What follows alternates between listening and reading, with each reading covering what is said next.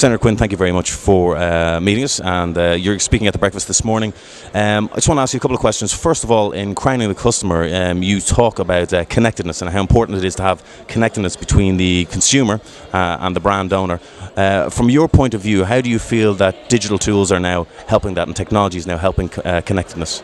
I'm a great believer in finding every method you can to keep in touch with your customer, to both listen to the customer as well as communicate with the customer.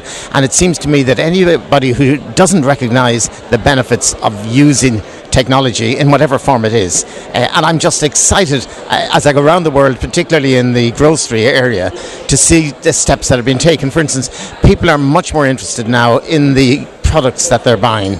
They want to know where they're sourced, they want to know about them, and now what you can do is with your camera you can go to the barcode, look on this, barcode it, and immediately come back and see the farmer talking about not only his fields and where it came from, but the ingredients that went into it. Now that's just an example of using technology to benefit customers who are now very often making the decisions to shop at home. I'm going to buy that product because I've had a look at the farm, I've had a look at the ingredients, I've looked at the manner in which that product has been produced. I'm excited about it. Senator Quinn, you're always somebody who has embraced technology, both in your role within Super Quinn and as a senator.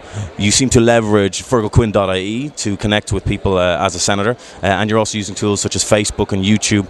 How have you found that those tools, how effective have those tools been for you? I don't know how many years ago, I was one of the first people to discover the benefits of the World Wide Web. And this is when it was just coming out.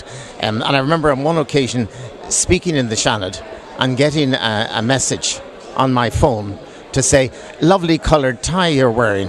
And I looked up to the visitors gallery to discover, and I text back to my friend, there was nobody in the visitors gallery at the time, "Where are you?" And now he wasn't commenting on the content of my speech, he was commenting on the colour of my tie. And he was in Melbourne.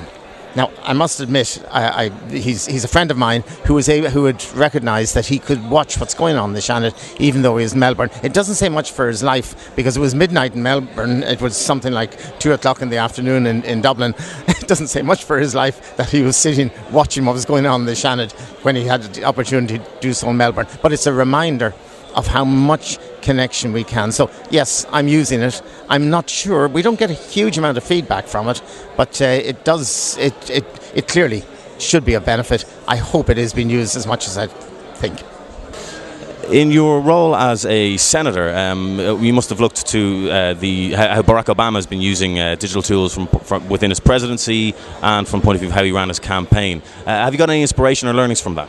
I got a lot of inspiration from the way Barack Obama ran his campaign, because he was the first one to identify, yes, I can get, and in America, it's the source of money is important. He connected with people through the internet at a very early stage in his campaign, and I think it gave him the lead. Now, what's happened since then, it seems to me, is a continuation of that, and much more likely to continue in the years ahead. So I think he touched the right notes, he pressed the right buttons, and I think he's going to continue to do so in the future.